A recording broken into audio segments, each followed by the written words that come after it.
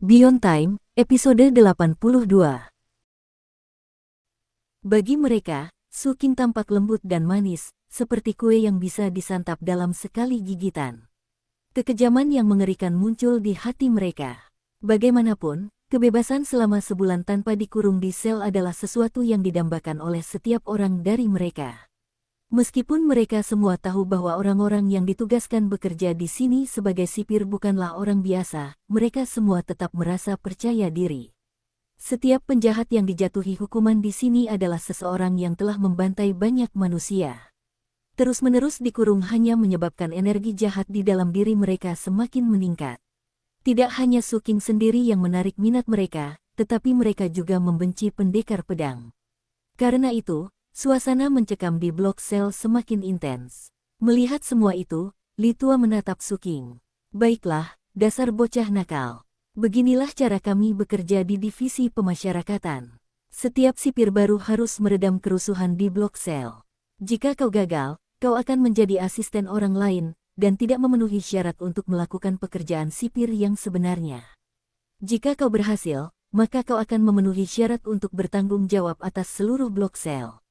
Selamat bersenang-senang, dan pastikan untuk membunuh beberapa orang untuk kami. Setelah itu, Li berjalan kembali ke pintu masuk utama tempat dia berdiri bersama para sipir lainnya. Di sana, dia melambaikan tangannya, dan terdengar suara dentingan saat semua sel di blok sel terbuka. Pada saat yang sama, batasan yang menghambat basis kultivasi para narapidana dihilangkan. Aura inti emas langsung muncul di mana-mana. Di unit D, sebagian besar narapidana adalah kultivator inti emas. Karena terkurung, energi spiritual mereka lemah. Namun, jumlah mereka lebih dari 100, semuanya memiliki berbagai keterampilan dan kemampuan. Terlebih lagi, mereka semua memiliki aura brutal yang hanya dapat dihadapi oleh pendekar pedang tingkat tinggi yang paling teguh tanpa gentar. Selain itu, ada beberapa spesies yang hadir dengan tubuh fisik yang sangat mengesankan. Jelas, ini bukan pertarungan konvensional. Para narapidana sudah bergerak mendekati Suking, sebagian dari mereka tertawa terbahak-bahak, sebagian lainnya tenang, sebagian lagi meraung marah. Beberapa bergerak cepat, sebagian lainnya bergerak perlahan. Beberapa tampak maju dengan sembrono, sebagian lainnya jelas sedang merencanakan sesuatu. Dan sementara beberapa memiliki kekuatan fisik yang menakutkan, sebagian lainnya jelas menggunakan teknik sihir yang menakjubkan. Mereka seperti gerombolan iblis atau sekumpulan binatang buas, berhamburan keluar dari sel dan menyerbu Suking. Suking berdiri di sana tampak seperti anak domba tak berdaya yang hanya menunggu untuk dicabik-cabik. Para sipir yang mengamati tampaknya sudah menikmati prosesnya. Mereka semua telah melalui proses ini, jadi mereka semua menantikan untuk menyaksikan para sipir baru lainnya menjalani proses yang sama. Tentu saja, jika sampai pada titik di mana Suking tampak akan mati, mereka akan ikut campur. Ini benar-benar sebuah tradisi, bukan intimidasi atau pelecehan. Ingat, nak, panggil Li, kau harus meminta belas kasihan jika keadaan menjadi terlalu sulit. Jangan sampai kau terbunuh sebelum kami bisa menyelamatkanmu. Sambil mengangguk, Suking melangkah maju menuju narapidana pertama, yang merupakan makhluk bukan manusia yang ditutupi sisik yang menyerupai baju zirah. Saat makhluk bukan manusia itu mendekat sambil menyeringai ganas, Suking menerjang ke depan. Suara dentuman terdengar. Senyum jahat tetap terpampang di wajah makhluk bukan manusia itu.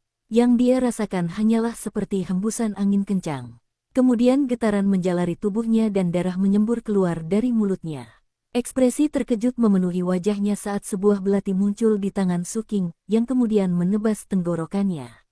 Pukulan itu dilayangkan dengan kekuatan sedemikian rupa sehingga kepala makhluk bukan manusia itu terlepas dari bahunya dalam semburan darah.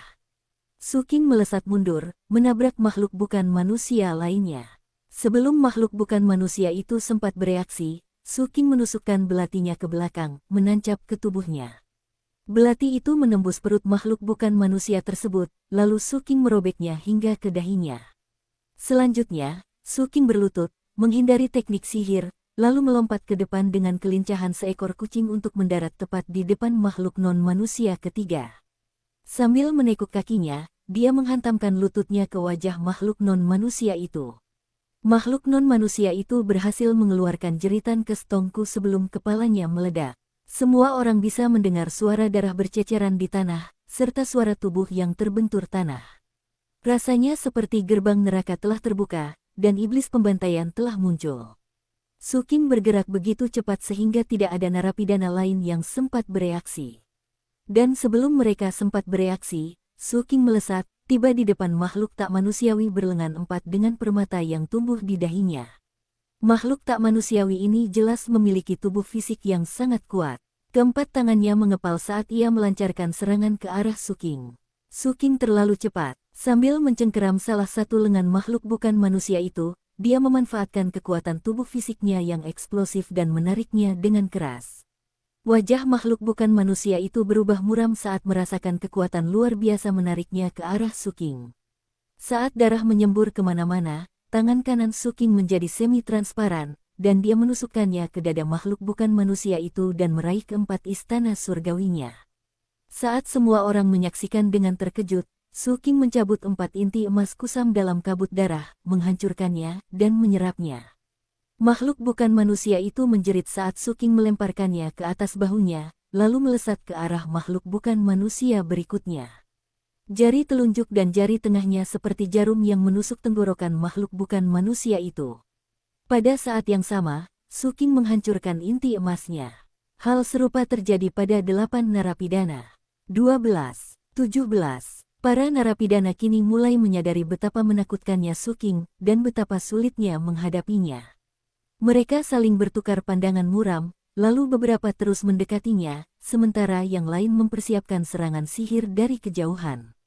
Mereka berharap dapat menggunakan jaring di atas dan perangkap di bawah untuk membunuhnya. Namun Su King terlalu cepat, dan tubuh fisiknya sungguh menakjubkan. Teknik sihir berkobar di sekelilingnya, dan gagak emas muncul di belakangnya.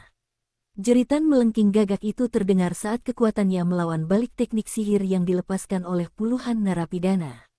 Dikelilingi cahaya warna-warni yang berkedip-kedip, Su King mendekati salah satu makhluk bukan manusia menggunakan teknik sihir. Makhluk bukan manusia ini memiliki sepasang sayap. Dia bukan demi immortal, melainkan tampak seperti manusia burung. Melihat Su King mendekat, pupil mata manusia burung itu menyempit, dan dia mundur. Namun, dia terlalu lambat. Su King mencengkeram lehernya, lalu membantingnya ke dinding terdekat. Dinding itu bergetar saat leher dan kepala manusia burung itu meledak. Sayang sekali, kata Su King, menyadari bahwa dia tidak memberi dirinya kesempatan untuk mengambil inti emas lawannya. Dia melemparkan mayat itu ke samping. Melihat sekeliling ke arah para tahanan non-manusia yang ganas itu, dia menjilat bibirnya dan kembali bergerak. Dia tidak menggunakan racun. Rasanya sia-sia menggunakan kartu truf dalam situasi seperti ini. Bahkan, dia tidak menggunakan banyak teknik sihir. Dia tiba-tiba muncul di belakang seorang narapidana yang terkejut, yang mencoba melarikan diri tetapi tidak cukup cepat. Tangan kanan Su King menusuk punggungnya, meraih jantungnya, dan menghancurkannya. Kemudian dia memutar tangannya ke samping, menghancurkan istana surgawi makhluk bukan manusia itu, dan mengeluarkan 4 inti emas redup. Dengan cara ini, jeritan mengerikan memenuhi blok sel D-170. Jeritan itu tidak pernah berhenti. Jeritan itu hanya bergema, semakin melengking dan semakin menyedihkan setiap saat yang berlalu. 30 narapidana, 40, 50. Su King membunuh dengan kecepatan dan efisiensi yang semakin meningkat. Meninggalkan jejak bayangan berwarna darah, dia mencengkeram leher makhluk bukan manusia dan, sambil makhluk itu menjerit, mencabut inti emasnya. Seorang narapidana mencoba menyergapnya, tetapi sebelum mendekat, bayangan Su King berkedut. Sesaat kemudian, separuh tubuh makhluk bukan manusia itu hilang, telah ditelan oleh kekuatan tak terlihat. Pembantaian terus berlanjut, waktu yang terasa seperti sebatang dupa berlalu, yang tidak lama. Bau darah dan daging memenuhi blok sel. Mayat-mayat berserakan di lantai.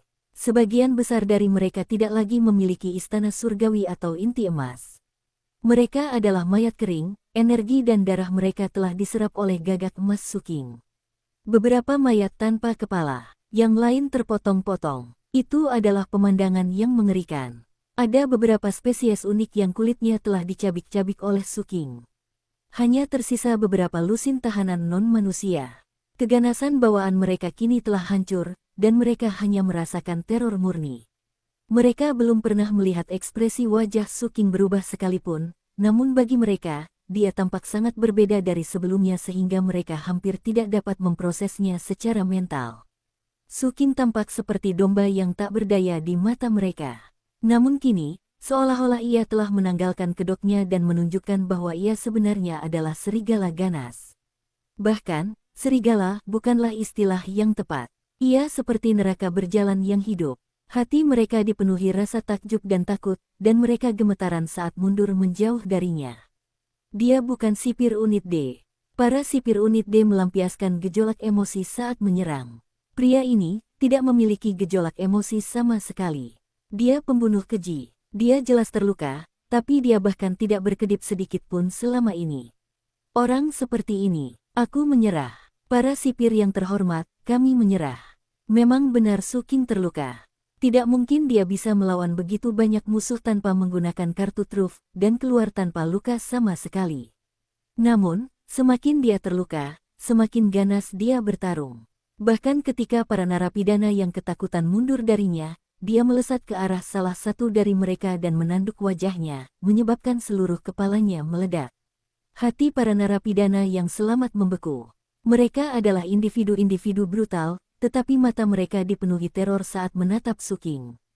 Jelas sekali dia mampu melakukan kekejaman yang jauh lebih besar daripada mereka. Bahkan, ketika Su Qing yang berlumuran darah menoleh ke beberapa narapidana, mereka tidak dapat mengendalikan rasa takut mereka. Dengan gemetar hebat, mereka berlari ke arah para sipir penjara. Meskipun begitu, para sipir di pintu blok sel juga sangat terguncang oleh pemandangan tak terlupakan yang baru saja mereka saksikan. Mereka melihat mayat-mayat dan darah. Mereka melihat para narapidana yang ketakutan. Dan di sana ada Su Qing, tampak sangat tenang. Beberapa sipir tersentak, semua terkejut. Mereka pernah menyaksikan pembantaian sebelumnya. Mereka sendiri adalah pembunuh sejati. Jadi yang mengejutkan mereka bukanlah sekadar tindakan pembunuhan itu sendiri, melainkan ekspresi wajah Su Qing saat melakukannya.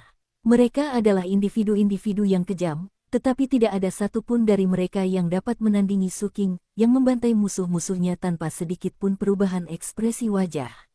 Baik yang melakukan pembantaian maupun yang menghadapi kemungkinan dibantai, emosi mereka seringkali menjadi tidak terkendali.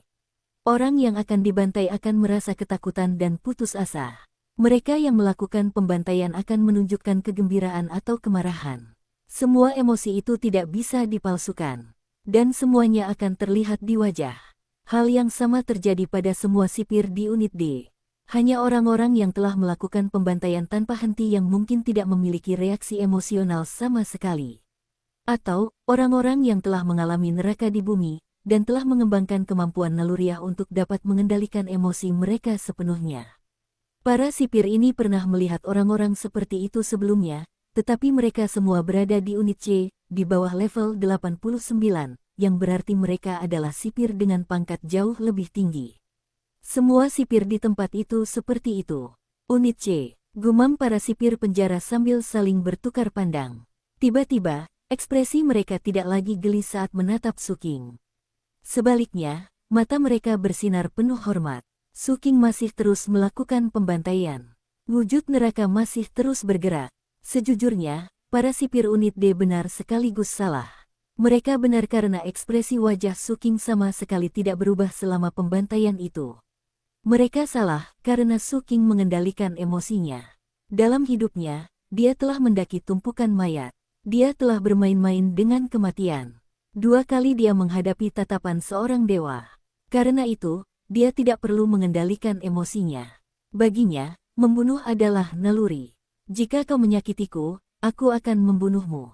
Kebrutalan para narapidana telah menentukan nasib mereka sejak awal. Tidak masalah apakah tempatnya di dalam penjara atau di luar. Su Qing tidak akan menahan diri hanya karena para narapidana tiba-tiba kehilangan keberanian.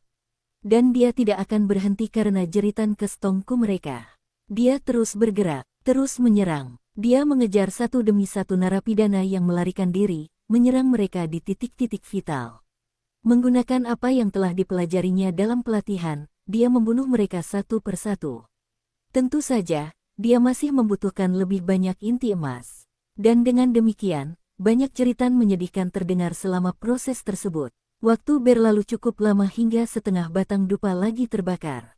Saat itu, Su Qing berdiri di tengah-tengah banyak mayat, memegang kepala seorang kultivator dual face yang terpenggal di tangan kirinya. Bau darah dan daging memenuhi blok sel. Dengan ekspresi tenang, Su Qing menatap ke arah pintu dan para sipir yang berdiri di sana dengan ekspresi serius di wajah mereka.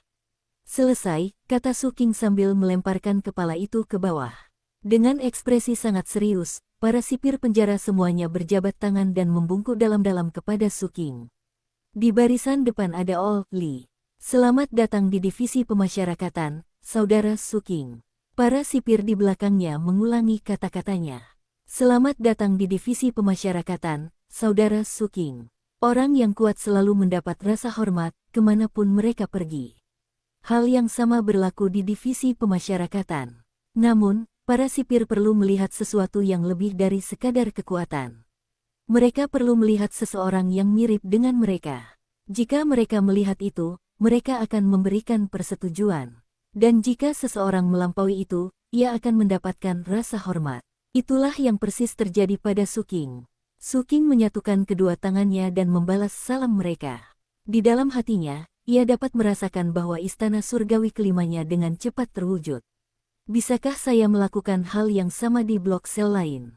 Tanyanya. Mendengar itu, para sipir unit D semuanya menoleh ke arahnya dengan sedih. Sambil menyeringai masam, Ol Li berkata, Su Qing, meskipun kita bisa menangani para narapidana sesuai keinginan kita, kenyataannya adalah kita tidak bisa terus-menerus membunuh mereka. Bahkan, kamu baru saja mencapai kuota bulan ini untuk kita semua di sini, secara gabungan. Meskipun begitu, jangan khawatir. Kita selalu menerima narapidana baru. Dan biasanya, kita diizinkan untuk membuang jumlah yang sama dengan yang mereka bawa setiap bulannya. Ol Li membuka pintu dan semua orang keluar. Di tengah jalan, Su Qing melihat tas berisi batu spiritual miliknya. Para sipir lainnya berdeham, saling bertukar pandang, lalu mengeluarkan batu roh dan menyerahkannya kepada Ol Li. Setelah menerimanya, dia menghela napas. Aku sudah bersusah payah membawa orang baru ke sini, berpikir aku akan kaya. Siapa yang menyangka? Sambil menggelengkan kepala, Ol Li membagikan sebagian batu spiritual kepada 5 sipir penjara lainnya. Sambil tertawa riang, para sipir lainnya mengambil batu-batu spiritual itu. Mereka adalah satu-satunya yang bertaruh pada Su Qing. Kemudian, Ol Li memberikan sisa batu-batu spiritual itu kepada Su Qing. Su Qing telah membuat keputusan yang tepat tentang taruhan itu, begitu pula kelima orang lainnya. Sebagian besar sipir lainnya bertaruh bahwa Su Qing akan bertahan untuk jangka waktu tertentu. Ol Li bertindak sebagai bandar judi. Jelas, meskipun beberapa orang bertaruh bahwa dia akan menang, Su Qing sendiri yang mendapatkan keuntungan terbesar. Lagi pula, dialah yang bertaruh paling banyak. Dia merasa sangat senang mengambil batu rohnya. Para sipir lainnya semuanya memiliki blok sel yang harus mereka kelola, jadi mereka berjabat tangan dan pergi. Kemudian Ol Li membawa Su Qing untuk mendaftar. Sepanjang perjalanan, sikapnya sangat berbeda dibandingkan sebelumnya. Saudara Su Qing, saya biasanya bertanggung jawab atas lantai 35. Jika Anda mengalami masalah, temui saja saya. Saya bisa membantu. Sekarang saya akan mengantar Anda untuk mendaftar. Anda akan mendapatkan blok sel sendiri dan seragam sipir penjara. Kami juga akan mencatat aura Anda sehingga Anda dapat keluar masuk sesuka hati. Su Qing mengangguk. Saat melewati berbagai blok sel, dia merasa sedikit menyesal. Ol Li memperhatikan ekspresinya dan menyeringai. Ada sesuatu yang harus kau pertimbangkan. Jika kau bisa menguasai 88 level unit D, maka kau bisa mendapatkan promosi dan menjadi sipir unit C. Senyum Ol Li bukan palsu, melainkan sangat tulus. Jika kau menjadi sipir unit C, maka kau bisa memperlakukan tahanan sesuka hatimu. Tanpa batasan. Selain itu, kau bisa mendapatkan lebih banyak kredit militer. Kau membicarakan level di bawah 89. Tanya Su Qing. Dia telah mencatat pembicaraan tentang unit C. Benar. Divisi pemasyarakatan dibagi menjadi unit A, B, C, dan D. Level 88 ke atas adalah unit D. Di bawah level 89 adalah unit C. Sedangkan untuk unit A dan B, itu di luar wewenang kami. Sejujurnya, unit C saja sudah cukup misterius. Saya belum pernah ke sana, dan saya tidak tahu ada berapa level di dalamnya. Aku hanya tahu bahwa bahkan narapidana terlemah di sana berada di tingkat jiwa yang baru lahir. Dan mereka jauh lebih brutal dan ganas daripada siapapun di unit D. Lee mengantar Suking ke kantor pendaftaran di lantai 9. Di sana, Suking mendapatkan seragam divisi pemasyarakatan dengan motif api hitam, dan juga meninggalkan catatan auranya. Dia juga mendapatkan penugasan blok selnya. D132. Ketika Lee melihat blok sel yang ditugaskan untuk Suking, dia terkejut, dan menatap Suking dari atas ke bawah beberapa kali. Suking tidak yakin apa maksudnya. Ada apa? D132. Nah, bagaimana menjelaskannya? Ini sangat beruntung sekaligus sangat sial, semuanya terjadi bersamaan. Letaknya di lantai 57. Ekspresi Lee sulit ditebak. Suking sedikit mengerutkan kening. Ini tidak ada hubungannya dengan para narapidana, lanjut Lee. Meskipun para narapidana di sana memiliki energi menyimpang yang sedikit lebih kuat daripada rata-rata, mereka tetap hanya narapidana unit D. Alasan saya mengatakan itu membawa sial adalah karena sekitar setengah dari sipir yang ditugaskan di blok sel khusus ini akhirnya meninggal di luar dalam keadaan misterius. Karena itu, blok sel tersebut dianggap membawa sial. Tentu saja, tidak semua orang yang ditugaskan di sana meninggal. Beberapa bahkan tidak mengalami kesulitan sama sekali. Adapun mengapa ini merupakan penugasan yang beruntung, alasannya adalah karena penguasa istana kami pernah bertanggung jawab atas D132 ketika ia masih menjadi kultivator inti emas. Selain itu, D132 belum pernah dipimpin secara resmi selama hampir 100 tahun. Suking memperhatikan semua informasi dengan sangat saksama. Sambil mengangkat gulungan giok yang berisi semua detail tentang para tahanan D132, dia memindainya dengan kekuatan ilahi. Ternyata tidak banyak tahanan di D132. Setelah sekilas melihat informasi dasar, Suking tidak menemukan sesuatu yang neobikno. Meskipun begitu, dia berencana untuk melakukan penyelidikan lebih lanjut begitu dia sampai di D132.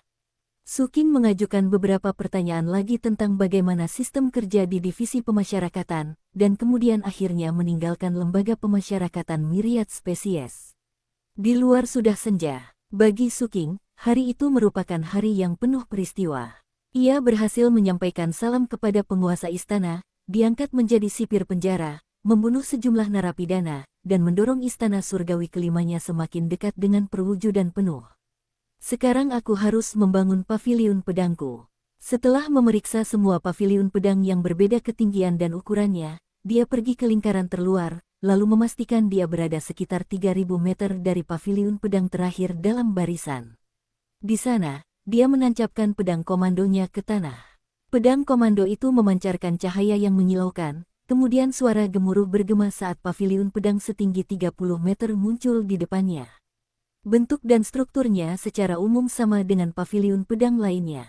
Tinggi awal standar adalah 30 meter. Setelah membentuk paviliun pedang, Suking mengambil kembali pedang komandonya dan kemudian memasuki paviliun. Meskipun hanya berukuran 30 meter di luar, bagian dalamnya lebih besar. Tata letaknya seperti gua rumah besar biasa, dengan beberapa ruangan termasuk ruang pembuatan pil, ruang penempaan peralatan, kamar tidur, dan ruang resepsi. Terdapat juga formasi konvergensi energi yang memastikan energi spiritual kuat di dalam paviliun. Melakukan latihan pernapasan di dalam akan sangat bermanfaat. Karena semua itu, Suking memilih untuk tidak kembali ke sekte cabang, dan malah beristirahat di paviliun. Tentu saja, dia memasang berbagai pertahanan, termasuk formasi mantra dan racun. Meskipun paviliun pedang memiliki pertahanan bawaan yang tangguh, Suking tidak akan mengubah kebiasaannya. Sambil duduk bersila, ia mulai bermeditasi. Waktu berlalu. Beberapa waktu kemudian dia menerima pesan suara dari kapten. Pengujian telah selesai untuk para pendekar pedang baru, dan kapten dengan sombong menjelaskan bahwa dia memiliki jabatan baru. Istana Swatsej jelas sangat menghargai kakak sulungmu, karena mereka menugaskanku bekerja di cabang audit kredit. Gadis bernama Qin Qiyu itu ditugaskan ke bagian inspeksi. Kong Xianglong berada di kantor operasi lapangan, di mana dia bertugas melacak para penjahat. Dari semua pendekar pedang baru, hanya 5, termasuk kau, yang ditugaskan ke posisi sipil. Oh ya, aku juga. Sang kapten sangat senang dengan dirinya sendiri, dan Su Qing bahkan mendengar dia mengunyah apel saat mengirim pesan suara. Bagaimana denganmu, Su Qing? Bagaimana kabarmu sebagai sekretaris jenderal istana? Sibuk, lumayan, jawab Su Qing. Ia sebenarnya agak terkejut karena kapten tampak begitu senang dengan tugas yang diberikan kepadanya. Aku yakin kau tidak mengerti, kan, Qing kecil. Baiklah, biar ku jelaskan. Ketika yang lain mendengar tentang unggahanku, mereka mencibir dengan jijik. Tapi merekalah yang idiot, tidak seperti aku. Begitu aku melihat tugas itu, aku tahu itu lebih rumit daripada yang terlihat. Cabang audit kredit. Disitulah mereka melacak kredit militer setiap orang. Memanfaatkan posisi itu akan memberikan manfaat yang luar biasa. Terlebih lagi, aku bisa melihat siapa yang mendapatkan kredit militer terbanyak. Dengan membandingkannya dengan kredit militer pendekar pedang secara umum, serta misi dan tingkat kultivasi spesifik yang terlibat, aku bisa melihat misi mana yang memberikan kredit militer terbanyak dengan usaha paling sedikit. Selama perhitunganku benar, aku juga bisa mengetahui lokasi mana yang paling ideal untuk mendapatkan kredit militer. Aku sekarang berada di posisi yang sangat penting. Bahkan, jika aku melakukan riset dengan cermat, aku seharusnya bisa mendapatkan beberapa laporan intelijen. Nada suara kapten yang bersemangat menunjukkan betapa senangnya dia dengan penugasan barunya. Namun, saat Su Qing mendengarkan pesan suara itu, ekspresi aneh muncul di wajahnya. Dia mulai berpikir bahwa istana pendekar pedang tidak cukup mempertimbangkan posisi seperti apa yang mereka berikan kepada kapten. Baiklah, cukup tentang itu. Aku masih harus banyak menyelidiki di cabang audit kredit. Percayalah, Qing kecil, kau tidak perlu menunggu lama sebelum aku menemukan cara dan tempat terbaik untuk mendapatkan kredit militer. Dan kemudian aku akan membawamu bersamaku. Kredit militer itu akan menjadi milik kita. Setelah menyelesaikan pesannya, kapten kembali melanjutkan penelitiannya. Sementara itu, mata Su Qing berbinar-binar penuh antisipasi. Kredit militer. Berbalik, dia melihat ke arah prefektur Daebreak, dan di dalamnya, Gunung Daebreak.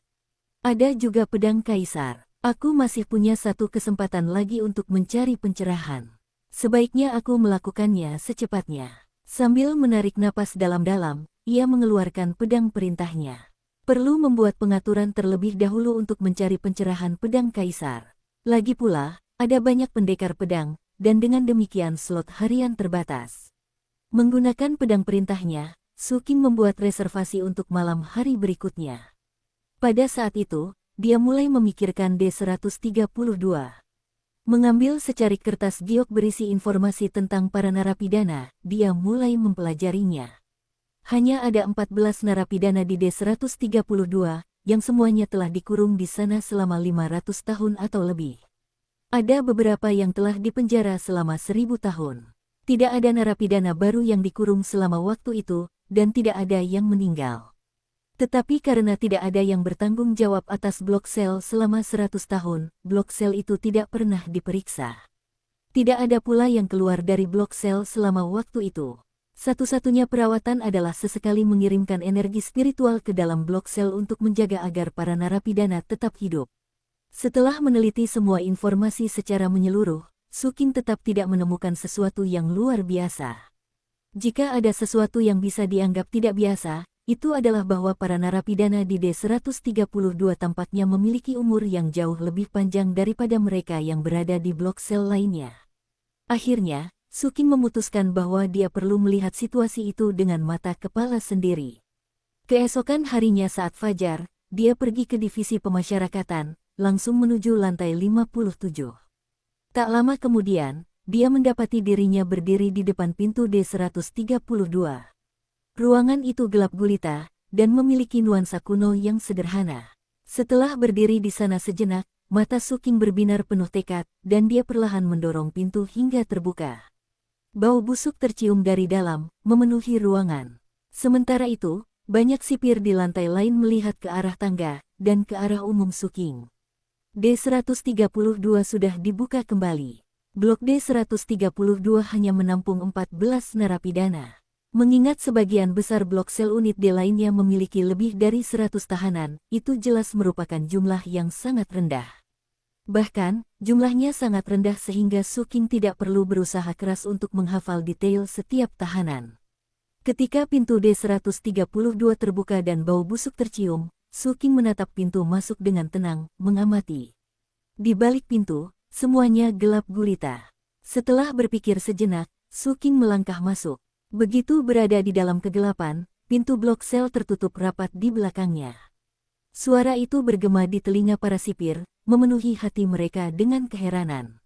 Di dalam kegelapan D132, satu-satunya suara yang terdengar hanyalah langkah kaki Suking. Dia tidak menggunakan wewenangnya sebagai sipir untuk menyalakan lampu di blok sel. Itu karena dia lebih menyukai kegelapan ini daripada cahaya. Itu lebih cocok untuknya. Lagi pula, dia lebih suka bergerak di dalam bayang-bayang. Saat ia menyesuaikan diri dengan kegelapan, semuanya tampak buram, tetapi ia masih bisa melihat. Sama seperti blok sel tempat ia membantai semua narapidana, D132 memiliki area terbuka luas di tengah yang dikelilingi sel-sel. Suking berjalan di jalan setapak yang melewati sel-sel tersebut. Ia baru berhenti ketika sampai di sel ke-19. Di dalam sel itu ada seorang tahanan. Sosok itu duduk bersila, membelakangi Suking, begitu tinggi hingga kepalanya hampir menyentuh langit-langit. Ia tidak mengenakan pakaian, tetapi ditutupi oleh tentakel yang tak terhitung jumlahnya, ada yang panjang, ada yang pendek, semuanya bergoyang-goyang dan menutupi tubuhnya seperti pakaian. Raksasa itu tampaknya sama sekali mengabaikan Suking. Rupanya ia juga sedang makan sesuatu, karena suara mengunyah terdengar dari kepalanya yang perlahan bergerak naik turun. Suking berdiri di luar sel, mengamati dengan dingin.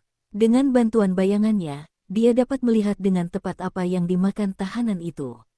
Ia memakan tentakelnya sendiri, perlahan-lahan merobeknya satu persatu dan memakannya. Suking juga dapat memperoleh gambaran keseluruhan tentang tahanan tersebut. Sebagaimana informasi dalam catatannya telah terungkap, tahanan ini adalah troll awan. Dalam perjalanan ke ibu kota kabupaten, Suking telah melihat beberapa troll awan di prefektur angin berawan. Mereka tidak cerdas, dan cenderung memiliki tinggi sekitar 300 meter. Tahanan ini jauh lebih kecil dari itu, dan juga tampak agak berbeda dari troll awan yang pernah dilihat Suking. Sambil memalingkan muka, dia terus berjalan melewati semua sel. Sekitar 7 atau 8 sel kemudian, dia melihat narapidana kedua. Itu adalah seorang wanita, dan dia manusia.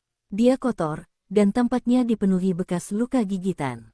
Meskipun kotor, dia cantik, dan juga memiliki sosok yang menarik. Saat ini dia sedang berjongkok di sudut sel, lengannya melingkari boneka jerami dengan lembut. Dia sepertinya mencoba menidurkannya. Ketika dia merasakan kehadiran Suking, dia mengangkat jari telunjuknya ke bibir dan berbisik pelan. Seolah-olah dia mencoba mencegahnya membangunkan seorang anak. Lantai selnya ditutupi jerami. Jika dilihat lebih dekat, Anda akan dapat melihat bentuk-bentuk boneka jerami yang tak terhitung jumlahnya, semuanya compang camping dan rusak. Suking mengamati dengan dingin. Berdasarkan informasi dari wanita ini, dia pernah menjadi murid pilihan dari Sekte Iblis Kekosongan Tertinggi. Dalam sebuah pertemuan yang kebetulan, dia akhirnya memperoleh beberapa bahan berharga yang mirip dengan kacang panjang umur. Akibatnya, sektenya sangat berharap padanya. Namun, kemudian terungkap bahwa dia dengan brutal membunuh dan memakan bayi manusia. Masalah ini menimbulkan kegemparan besar. Dia telah dijatuhi hukuman mati, kecuali bahwa anggota keluarga para korbannya menuntut agar dia menjalani sisa hidupnya dalam siksaan tanpa akhir. Karena itu, dia akhirnya dikurung di sini. Saat Suking memperhatikan, semua boneka jerami compang camping di lantai sel tiba-tiba membuka mata mereka. Menatap wanita itu dengan tajam, mereka melolong dan menerkam. Boneka jerami di lengannya melakukan hal yang sama, menjerit sambil menggigitnya dengan ganas. Wanita itu gemetar dan membiarkan boneka jerami itu menggigitnya dengan ganas. Pada saat yang sama, dia mendongak ke arah Suking dan tersenyum. Itu adalah senyum yang aneh, hampir seperti sapaan. Sambil memalingkan muka, Suking melanjutkan ke tahanan berikutnya. Dengan cara itu, dia berjalan mengelilingi seluruh blok sel, mengenal semua tahanan berdasarkan informasi yang dimilikinya. Dia juga mencari hal-hal yang mencurigakan. Suking tidak terlalu penasaran dengan reputasi D-132 yang terkenal sial. Mengingat dia telah ditugaskan untuk menjaga blok sel ini, dia ingin memastikan bahwa dia mengendalikan seluruh tempat itu. Setelah inspeksi awalnya, Suking merasa bahwa para narapidana di D-132 jauh lebih aneh daripada narapidana yang telah dia bunuh sehari sebelumnya. Faktanya, tahanan ketujuh bahkan bukan makhluk hidup dengan daging dan darah. Itu adalah cakram batu yang berputar, seperti batu penggiling. Ia berputar tanpa henti, berdenyut dengan gaya gravitasi yang tampaknya mampu menyedot dan menghancurkan apapun yang ada di dalam sel. Cakram itu adalah spesies yang tidak dibicarakan oleh Ghost Hand dalam ceramahnya. Menurut informasi yang ada, itu adalah Rock Devil. Banyak spesies aneh dan tidak biasa muncul setelah kedatangan wajah dewa yang rusak. Contoh lain terdapat di sel ke-237, tempat tinggal narapidana ke-13. Narapidana ini tidak memiliki tubuh, hanya sebuah kepala yang berguling ke sana kemari di dalam sel. Ketika menyadari kehadiran Suking, ia berhenti dan menatapnya dengan mata merah menyala. Kemudian ia tersenyum. Ini sangat menyenangkan. Kau sudah mati, tapi kau tidak menyadarinya. Sangat menyenangkan. Lain kali kau akan mati di tangan seseorang yang memakai topi jerami. Kecuali, kau sudah mati. Bagaimana kau bisa mati lagi? Kau mati dengan mengerikan. Seluruh tubuhmu meledak, hanya menyisakan kepala. Dan si pembunuh berjanji akan membawa kepalamu ke suatu tempat. Tragis. Sangat tragis. Semua orang mencarimu, tapi mereka tidak bisa menemukanmu. Hahaha. Mereka tidak tahu di mana kau dikuburkan. Tapi aku tahu. Aku melihatnya. Kau ingin menyelesaikan situasi ini. Lempar saja aku ke dalam sel bersama troll awan itu. Tempatkan aku di sana, dan aku akan membantumu memecahkan semuanya. Bagaimana? Kau hanya perlu mempercayaiku. Hanya itu tujuanku di sini. Untuk membantumu mengelola tempat ini. Kau tahu, orang-orang yang selamat sebagai penjaga di sini hanya berhasil berkat bantuanku. Suking tidak menjawab apapun. Setelah mengamati kepala sel, dia melanjutkan ke sel terakhir dan narapidana terakhir. Yang ini istimewa. Tidak ada kultivator di dalam sel itu. Hanya sebuah lukisan yang melayang di udara. Lukisan itu menggambarkan sebuah keluarga besar dengan orang tua dan anak-anak yang tinggal bersama di bawah satu atap. Total ada 23 anggota keluarga, dan semuanya tampak tersenyum. Di antara mereka ada seorang pria bertubuh tegap dengan anak-anak yang mengerumuninya. Dia tersenyum paling lebar, dan sang seniman jelas telah meluangkan waktu untuk menangkap ekspresi wajahnya dengan sempurna. Saat memandang lukisan itu, mata Suking berbinar. Ini adalah salah satu spesies baru yang muncul setelah wajah dewa yang rusak tiba.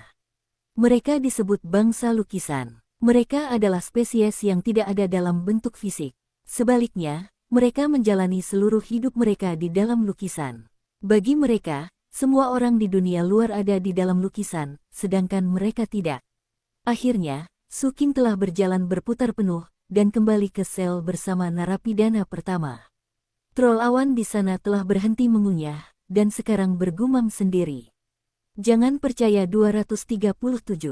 Apapun isinya, jangan percaya. 237 adalah nomor sel dari orang yang cerewet itu. Mengabaikan troll awan itu, Suking pergi ke pintu blok sel, duduk bersila, dan menatap kegelapan. Dia merasa semua narapidana ini sangat menarik. Waktu berlalu perlahan namun pasti. Blok sel itu relatif tenang. Dia tidak melihat sesuatu yang mencurigakan atau fantastis. Dia hanya duduk di sana, tidak berinteraksi atau berbicara. Dan entah itu selama tur singkatnya sebelumnya, atau hanya duduk bersila di sana, dia terus membiarkan racun berputar-putar di sekitarnya sepanjang waktu. Dia tidak membiarkannya menyebar jauh. Dia menjaganya tetap dekat, memisahkan dirinya dari segala sesuatu yang lain. Ini adalah rutinitasnya yang biasa, yaitu berhati-hati. Sejauh ini, dia belum melihat apapun yang membuat D-132 tampak sial. Meskipun begitu, dia siap meluangkan waktu untuk mencari tahu detailnya.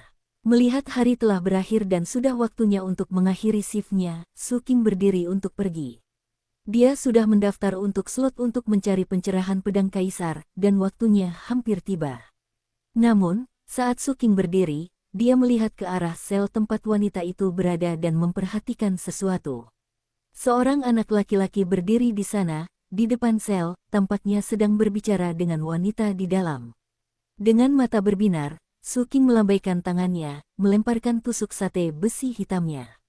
Tusuk sate itu berkilauan dengan kilat merah saat melesat ke sel dan menancap di tanah tepat di depannya. Bocah itu menghilang. Dengan wajah tanpa ekspresi, Su Qing berjalan mendekat. Saat dia semakin dekat, Patriark prajurit Vajra Emas memproyeksikan sebuah pesan kepadanya. "Tuan, tidak ada apapun di sana." Su Qing melihat ke dalam sel dan melihat wanita di sudut, tersenyum padanya. Setelah menatapnya sejenak, dia berbalik dan berjalan kembali ke pintu utama. Keluar, dia menutup pintu di belakangnya, lalu mengirimkan pesan kepada Patriark melalui kehendak ilahi. "Kamu tidak melihat apapun." "Hah, tuanku, tidak ada apa-apa di sana. Aku tidak bisa melihat atau merasakan apapun." Sang Patriark bersikap hati-hati dalam menjawab, dan merasa cukup cemas. Ia merasa sedang berada di pihak yang tidak disukai Su Qing saat ini, oleh karena itu ia menghargai setiap kesempatan untuk bersinar. Tapi ia benar-benar tidak memperhatikan apapun. Su Qing mengerutkan kening dan menatap bayangannya. "Tuanku, tidak ada apa-apa." Bayangan itu tergagap. Sama seperti sang patriark, bayangan itu merasa dirinya juga tidak disukai oleh Su Qing. Dengan mata berbinar, Su Qing menoleh ke arah D-132. Namun, saat ini ia harus memenuhi janjinya untuk mencari pencerahan dari pedang kaisar. Menahan rasa ingin tahunya, ia meninggalkan divisi pemasyarakatan. Malam sudah menjelang. Awan gelap memenuhi langit, sepertinya malam itu akan hujan. Saat Su Qing terbang menuju istana pendekar pedang, dia tiba-tiba melihat paviliun pedang sepanjang 300 meter yang bersinar dengan cahaya menyilaukan. Saat bergemuruh, puluhan pancaran cahaya pedang menyembur keluar dari paviliun itu. Seorang lelaki tua yang mengenakan seragam pendekar pedang bergegas keluar dari paviliun pedang itu, tangannya bergerak cepat melakukan gerakan mantra dua tangan saat ia mencoba menghentikan cahaya pedang. Sayangnya, ia gagal, dan salah satu pancaran cahaya melesat langsung ke arah Su Qing. Cahaya itu bergerak dengan kecepatan dan kekuatan yang begitu dahsyat sehingga jelas melampaui level inti emas. Itu lebih mirip serangan jiwa baru lahir. Dengan wajah muram, Su Qing melesat mundur. Bersamaan dengan itu, mahkota tertinggi tanpa batas langit ungu miliknya berkilauan terang, membantunya menghindar. Cahaya pedang melesat melewatinya. "Maafkan aku, anak muda. Aku sangat menyesal." Lelaki tua itu berhasil menghentikan semua energi pedang lainnya, lalu menatap Su Qing dengan penuh penyesalan. "Aku hanya sedang meneliti teknik baru, dan melakukan sedikit kesalahan." Pria tua itu tersenyum kecut. Meskipun seorang kultivator Naschen Sol, dia masih bersikap sangat menyesal saat mendekat dan berjabat tangan. Su Qing mengamati lelaki tua itu dengan mengerutkan kening. Dia tidak merasa bahwa insiden itu disengaja. Lagi pula, satu aliran energi pedang Naschen Sol saja tidak akan cukup untuk membunuhnya. Selain itu, ini adalah ibu kota kabupaten, dan dia baru saja keluar dari divisi pemasyarakatan. Membunuh seseorang di sini membutuhkan satu pukulan mematikan yang tidak akan meleset. Setelah berpikir sejenak, Su Qing mengangguk. Sepertinya seluruh kejadian itu adalah kecelakaan. Meskipun begitu, dia tetap waspada saat melanjutkan perjalanan ke istana pendekar pedang. Tak lama kemudian dia tiba. Setelah menggunakan kredit pencerahannya, formasi mantra diaktifkan dan Su Qing menghilang. Ketika dia muncul kembali, dia berada di dalam lokasi untuk mencari pencerahan pedang kaisar. Lokasinya kurang lebih sama dengan yang ada di istana pendekar pedang di prefektur penerima kaisar. Terdapat sebuah batu besar, di atasnya terikat sebuah pedang. Tanah di sekitarnya dipenuhi dengan formasi mantra yang besar. Ketika Su Qing tiba, ada 7 atau 8 orang lain yang sedang mencari pencerahan. 3 di antaranya adalah pendekar pedang baru yang dikenali Su Qing. Semuanya menutup mata dan meningkatkan pertahanan mereka. Su Qing menemukan tempat untuk duduk. Pada percobaan pertamanya, dia hampir berhasil. Sang pendekar pedang saat itu mengklaim semua orang merasakan hal yang sama, tetapi Su Qing tidak yakin. Alasannya adalah dia sudah memiliki versi ilusi pedang kaisar di lautan kesadarannya. Meskipun telah memudar sejak saat itu, sebagian besar ilusi itu masih ada. Selain itu, mengingat apa yang Kong Xianglong ceritakan tentang pengalamannya sendiri, Su Qing sangat yakin bahwa dia bisa berhasil kali ini. Dipenuhi dengan antisipasi, dia memejamkan mata dan memusatkan inderanya ke batu besar itu. Saat ia melakukan kontak, ia melihat pemandangan buram yang sama seperti sebelumnya. Kali ini ia tidak perlu membuang banyak waktu seperti sebelumnya. Menembus kabut, ia akhirnya melihat bayangan pedang kaisar. Berfokus pada pedang itu, ia semakin mendekat. Saat ia mendekat, semuanya menjadi semakin jelas. Ia juga bisa mendengar dentingan pedang, dan bahkan melihat sosok-sosok ilusi di sekitarnya. Sosok-sosok itu tidak bisa dikenali dengan jelas, tetapi mereka bergerak serempak. Mereka menghunus pedang lalu menebas dengan pedang itu. Sederhana saja. Meskipun begitu, saat melihat gerakan itu, Su Qing sama sekali tidak merasa itu sederhana.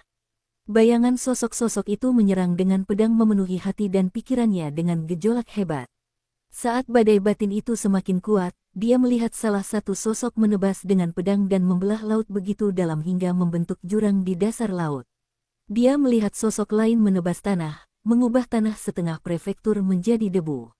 Dia melihat orang lain menebas pedang ke wilayah terlarang, mengubahnya menjadi puing-puing. Banyak sosok yang menebas pedang mereka ke arah makhluk non-manusia, yang menjerit sebelum mati. Akhirnya, ia melihat sesosok yang wajahnya tak terlihat. Orang ini mengenakan jubah kaisar, dan sangat mulia serta perkasa. Ia melayang di langit, menghadapi makhluk raksasa yang muncul dari dasar laut yang dipenuhi tentakel dan memancarkan mutagen tak terbatas. Ia menebas dengan pedangnya, dan lolongan yang mengguncang langit dan bumi meletus dari dasar laut saat makhluk raksasa itu tercabik-cabik menjadi beberapa bagian. Sosok berjubah kaisar itu adalah Kaisar Agung Istana Swatsej. Adapun makhluk di dasar laut, itu adalah seorang dewa. Semua adegan itu tampak terpatri di sungai waktu kuno, dan saat muncul di hadapan Su Qing, pikirannya berputar. Kemudian, semua serangan pedang itu saling tumpang tindih. Mereka menjadi satu pedang. Pedang kaisar. Su Qing merasa dirinya terguncang hingga ke lubuk hatinya. 6 jam kemudian, dia menghilang dari formasi mantra. Ketika dia membuka matanya berkilauan seperti pedang. Menenangkan diri, dia menarik napas dalam-dalam dan mengarahkan pandangannya ke lautan kesadarannya. Di dalamnya terdapat pedang kaisar yang mempesona. Dia telah berhasil memperoleh pencerahan tentang pedang kaisar. Su Qing menarik napas dalam-dalam saat merasakan pedang kaisar di lautan kesadarannya.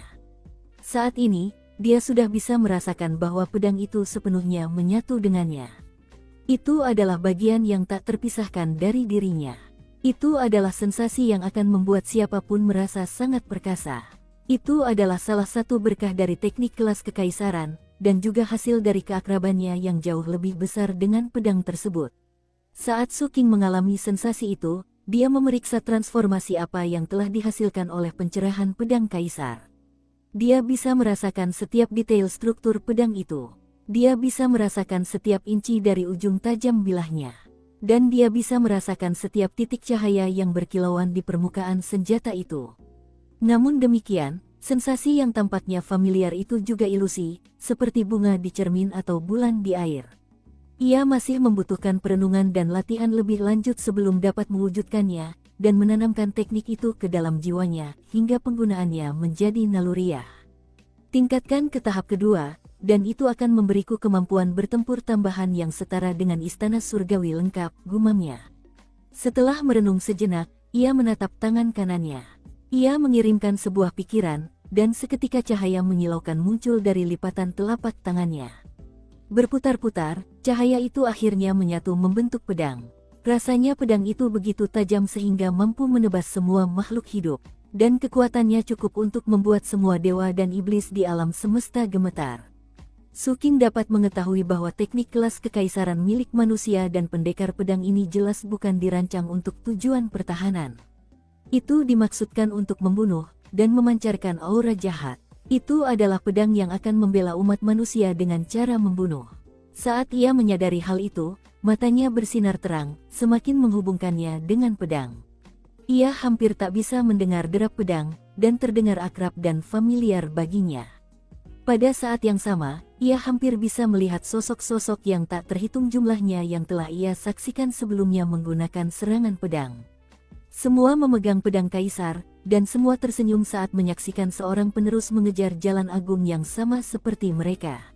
Su Qing berdiri dan membungkuk dalam-dalam. Dia membungkuk kepada pedang, dan membungkuk kepada mereka yang juga mengejar jalan itu. Saat ini, dia benar-benar menguasai dua teknik kelas kekaisaran. Gagak emas mengasimilasi banyak roh dapat melahap makhluk hidup yang tak terhitung jumlahnya di langit dan bumi. Pedang kaisar dapat membantai siapapun yang peringkatnya lebih rendah dari kaisar.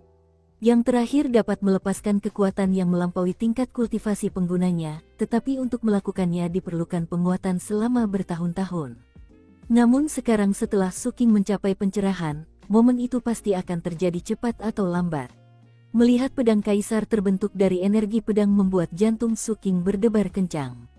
Namun, setelah beberapa saat, ia menenangkan dirinya. Ekspresi berpikir muncul di matanya. Aku tidak bisa hanya menunggu bertahun-tahun sebelum menggunakan pedang kaisar. Aku membutuhkannya agar tersedia sebagai kartu truf potensial di setiap pertempuran yang kuhadapi. Oleh karena itu, tujuanku adalah membiasakan diri dengan pedang itu secepat mungkin, dan kemudian meningkatkannya ke tahap kedua. Dengan begitu, pedang itu akan dihitung sebagai kekuatan tempur tambahan yang setara dengan seluruh istana surgawi. Jika aku ingin membiasakan diri dengannya, aku perlu menggunakan pedang sungguhan. Tiba-tiba, sesuatu terlintas di benaknya, dan dia menatap pedang komando sang pendekar pedang.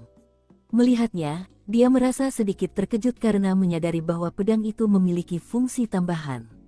Selain fungsi sehari-hari yang digunakan oleh para pendekar pedang, dan fakta bahwa pedang ini dapat digunakan untuk membangun paviliun pedang, pedang ini memiliki fitur tersembunyi lainnya. Dan fitur itu adalah fungsinya dalam membantu pengguna untuk lebih mengenal pedang kaisar. Lagi pula, penampilan fisiknya persis sama dengan pedang kaisar. Persis seperti yang saya harapkan dari warisan milik umat manusia yang disimpan di divisi pendekar pedang. Setiap langkahnya mengandung makna mendalam dan kekuatan cadangan. Mengingat betapa lamanya divisi pendekar pedang menganggap teknik ini sebagai kekuatan cadangan, pasti ada banyak pendekar pedang yang berhasil mencapai pencerahan. Dan meskipun orang yang berhasil dalam satu kali percobaan mungkin jarang, orang yang berhasil dalam dua kali percobaan tentu tidak begitu langka. Su Qing harus mengingatkan dirinya sendiri bahwa dia tidak boleh berpuas diri hanya karena berhasil dalam dua kali percobaan. Lagi pula, Kong Xianglong juga berhasil setelah hanya dua kali percobaan. Dengan pikiran itu terlintas di benaknya, dia menarik napas dalam-dalam dan pergi. Tanpa disadarinya, saat ia berhasil mencapai pencerahan, di divisi pemasyarakatan di lantai 89, penguasa istana membuka matanya. Di belakangnya, mata besar dengan pupil vertikal juga terbuka. Sekali lagi seseorang telah mencapai pencerahan pedang kaisar hanya dalam dua kali percobaan. Namanya Su Qing. Suara itu menyebabkan angin kencang seperti badai menerjang lantai 89. Itu adalah suara yang sama yang berbicara kepada penguasa istana ketika Su Qing pergi sebelumnya. Setelah berpikir sejenak, penguasa istana berkata, "Bagaimana keadaan di D132? Tempat itu unik," jawab suara menggelegar itu. "Aku mungkin robot roh dari divisi pemasyarakatan, tapi bahkan aku pun tidak berhak mengintip ke sana. Lagi pula, Su Qing sudah terjerat dalam kesialan. Selain itu, hanya kau yang tahu rahasia sebenarnya dari D132. Mengapa tidak mengatakan yang sebenarnya padanya? Sebenarnya, aku pun penasaran rahasia apa lagi yang mungkin terkubur di sana." D132, kata penguasa istana, matanya berbinar mengenang masa lalu. "Pasti bukan hanya satu rahasia yang terkubur di sana. Meskipun begitu, aku tidak menuruti keinginan pribadi. Semuanya akan bergantung pada kesempatan yang telah ditakdirkan. Jika dia masih diliputi kesialan 7 hari lagi, maka aku akan memindahkannya dari tugas jaga D132 dan menugaskannya ke blok sel lain. Itu hanya akan membuktikan bahwa dia tidak memiliki keberuntungan yang telah ditakdirkan." Tuan istana memejamkan matanya. Sementara itu, Su Qing berjalan melewati istana pendekar pedang. "Karena aku sudah di sini, sekalian saja aku pergi melihat jenis tanaman beracun apa yang dijual di ibu kota kabupaten. Aku tidak bisa menyerah pada jalan racun. Terlebih lagi, aku perlu menemukan salah satu gumpalan pucat itu untuk dipelajari. Dengan itu, dia terbang menuju kota. Hari sudah larut malam, dan awan menutupi langit. Guntur bergemuruh di atas, badai hujan besar jelas akan datang. Meskipun begitu, bisnis di ibu kota kabupaten tetap buka siang dan malam. Lagi pula, para kultivator yang berkunjung tidak hanya berbelanja pada satu waktu tertentu. Namun, begitu dia terbang menjauh dari istana pendekar pedang, dan tepat sebelum dia mencapai kota, sebuah dentuman terdengar dari atas, dan sebuah kilat muncul, melesat tepat ke arah Suking. Bentuknya seperti pohon terbalik, terbelah saat jatuh. Ia bergerak dengan kecepatan yang mengejutkan, membuatnya hampir tampak seperti cobaan surgawi. Kejadian yang tiba-tiba itu tak terduga. Namun, kewaspadaan Suking adalah bagian dari jiwanya, dan karena itu, begitu petir menyambar, dia segera menghindar. Petir itu melesat tepat di depannya dan kemudian menghantam tanah di bawahnya. Dengan ekspresi terkejut, Suking mendongak ke langit.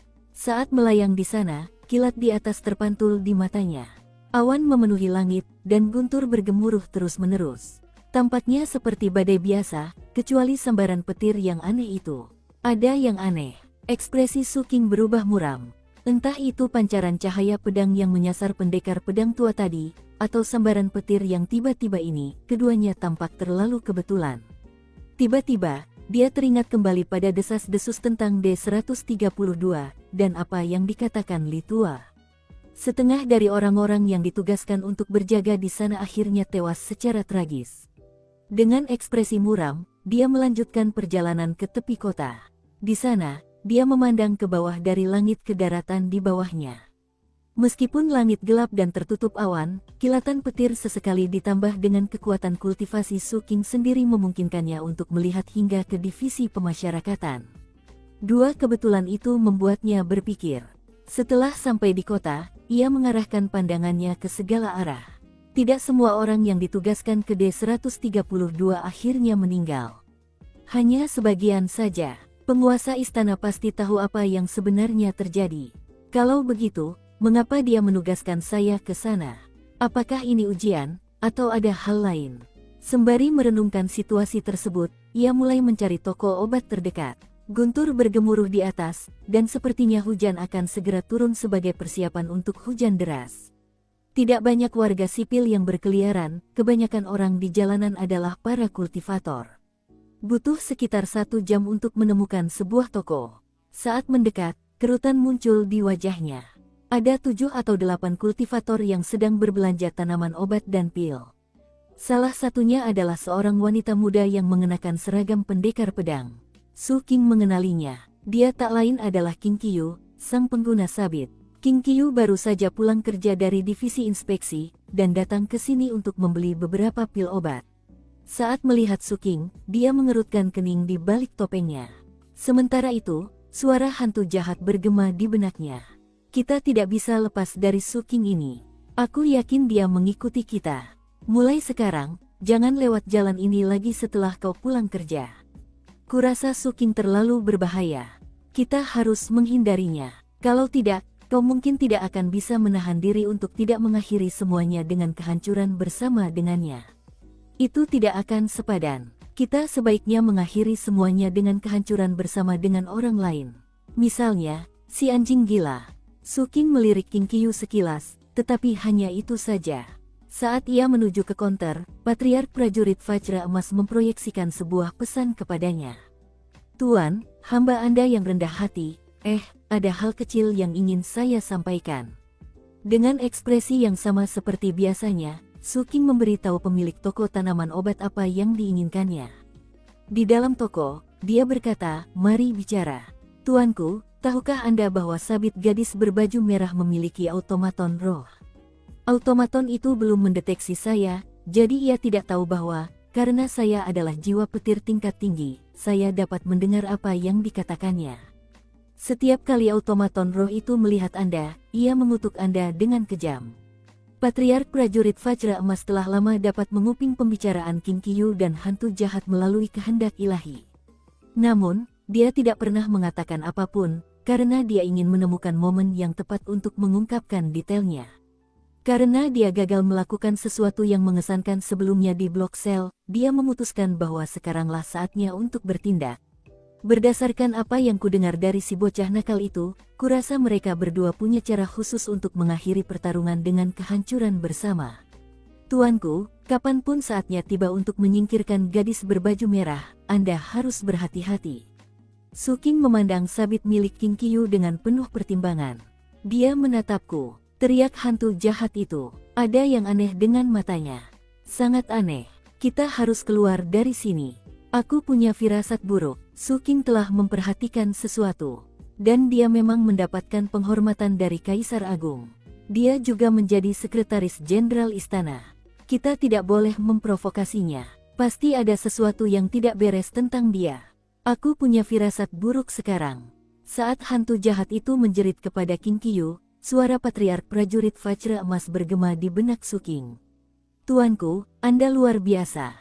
Hanya dengan melihat robot roh yang penakut itu, Anda berhasil membuatnya ketakutan. Jangan khawatir, tuanku. Mulai sekarang, saya akan membantu Anda mengawasi si bajingan kecil itu. Beraninya makhluk itu memiliki pikiran jahat tentang tuan dan majikan Master Free Spirit. Apakah ia ingin mati? Dengan saya di sini, tidak mungkin roh jahat manapun akan pernah menyakiti tuanku yang terkasih. Ia harus berurusan dengan saya terlebih dahulu. Ngomong-ngomong, tuanku, mungkin tidak ada salahnya sesekali memamerkan betapa dominannya Anda. Semua buku yang pernah saya baca mengatakan demikian. Keagungan seorang raja. Keagresifan seorang tiran. Tuanku, Anda memiliki semua itu, jadi Anda bisa dengan mudah menakut-nakuti robot roh yang kurang ajar itu sampai setengah mati. Nanti, saya akan menyusun rencana untuk melawannya. Dengan begitu, ketika tiba waktunya untuk membunuh gadis berbaju merah, kita tidak akan mengalami kemunduran yang tak terduga. Sang kepala keluarga jelas-jelas berusaha keras untuk membuktikan kemampuannya. Su King berpikir sejenak. Setelah membeli semua tanaman obat yang diinginkannya, dia tiba-tiba teringat akan gumpalan pucat itu. Apakah Anda memiliki gumpalan pucat? Tanyanya. Penjaga toko itu tersenyum dan mengangguk. Sambil mengambil sebotol pil dari balik meja kasir, ia meletakkannya di depan Su King. 10 gumpalan pucat untuk 1 koin roh. Su King terkejut dengan harga yang tampaknya sangat rendah itu. Lagi pula, bahkan di prefektur penerima kaisar, bolus putih harganya jauh lebih mahal dari itu. Wakil gubernur kita yang terhormat adalah lambang kebajikan dan moralitas, jelas pemilik toko itu. Dialah yang menciptakan pil ini. Prestasi mulianya memang tak ada habisnya. Untuk memastikan bahwa rakyat jelata di ibu kota kabupaten tidak perlu berurusan dengan dampak buruk mutagen, dia telah menetapkan harga pil ini di semua toko di kota. Pada dasarnya, pil ini gratis. Su King merasakan kekaguman di dalam hatinya saat membayar botol itu. Nanti, dia akan menelitinya dan melihat apakah dia bisa belajar dari teknik pembuatan pil gubernur letnan itu. Setelah itu, dia berbalik dan pergi. King Qiyu mengamati semua itu, dan tiba-tiba teringat kembali pada perkemahan pemulung di Phoenix Selatan.